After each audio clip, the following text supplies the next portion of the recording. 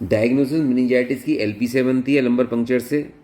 और इसमें देखो, जब भी वायरल कोई भी इन्फेक्शन होगा लिम्फोसाइट्स बढ़ते हैं, ठीक है जी, और ग्लूकोज और प्रोटीन यूजुअली नॉर्मल रहते हैं।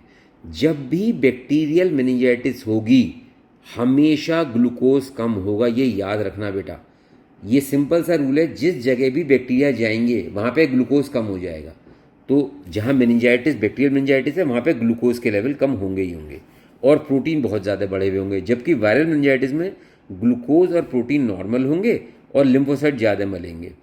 लेकिन अगर कोई पेशेंट बैक्टीरियल मेनिंजाइटिस का है और वो आपके पास एंटीबायोटिक खाकर आया है, तो आप उसका CSF करोगे तो भी वो वायरल मेनिंजाइटिस की तरह लगेगा। तो जो पार्शली ट्रीटेड बैक्टीरियल मेनिंजाइटिस होती हैं वो भी आपको वायरल मेनिंजाइटिस की तरह लगती हैं। इसीलिए ये बोलते हैं कि जब भी आप लंबर पंक्चर कर रहे हो बिना एंटीबायोटिक के करो तो सबसे अच्छे रिजल्ट आएंगे। अब क्योंकि कोई ऐसा स्पेसिफिक ट्रीटमेंट नहीं है और यूजुअली बिनाइन और सेल्फ लिमिटिंग है, तो सिम्टोमेटिक इम्प्रूवमेंट ही करना होता है। जो पेशेंट हैं बहुत जल्दी रिस्पॉन्ड करते हैं, लेकिन जो CSF में उनके लिम्फोसाइट बढ़े हुए हैं वो काफ़ी दिन तक परसिस्ट करते हैं।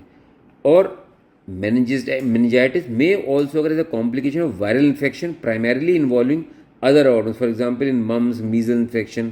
तो अगर ये भी हैं तो इनके साथ साथ भी ये इनकी कॉम्प्लिकेशन भी हो सकती है। मतलब कि सपोज पेशेंट को मम्स हुआ मेनिंजाइटिस होगी, मीजल्स हुआ मेनिंजाइटिस होगी, इस तरीके से, ठीक है जी। और हर्पीस का मैं बता चुका, अगर हर्पीस जोस्टर है तो पेशेंट को एसाइक्लोविर फिर आप दे सकते हो। जहाँ तक बैक्टीरियल मेनिंजाइटिस का सवाल है, सब कुछ वैसा ही है, बस कॉजेज़ बैक्टीरियल के ये हैं कि न्यूनेट्स में ये कॉजेज़ हैं, प्री स्कूल बच्चों में ये हैं, और ओल्डर चिल्ड्रंस और एडल्ट्स में ये कॉजेज़ हैं, ठीक है जी। और ये हमेशा हमेशा तो नहीं, लेकिन मोस्टली कोई सिस्टमिक बैक्टीरियल इलनेस होगी उसके बाद ही होती है ये bacterial meningitis. Although infection may result from direct respiratory from adjacent focus of infection in the ear skull fracture sinus. ऐसा नहीं है, मतलब वैसे तो अगर कोई बैक्टीरियल इलनेस है तो ही इसका होगा, लेकिन कई बार लोकलाइज इन्फेक्शन से कान का इन्फेक्शन हो गया, स्कल फ्रैक्चर हुआ है पेशेंट को, साइनस का इन्फेक्शन हो गया है, उसकी वजह से भी बैक्टीरियल मेनिंजाइटिस हो सकती है। आज की उसमें क्योंकि बहुत अच्छी एंटीबायोटिक्स अवेलेबल हैं तो इसकी इंसिडेंस कम हो रही है, लेकिन इंडिया में कोई ऐसी कम नहीं है।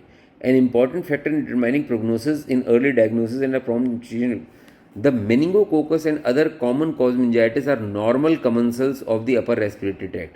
New and potentially pathogenic strains are acquired by the airborne route, but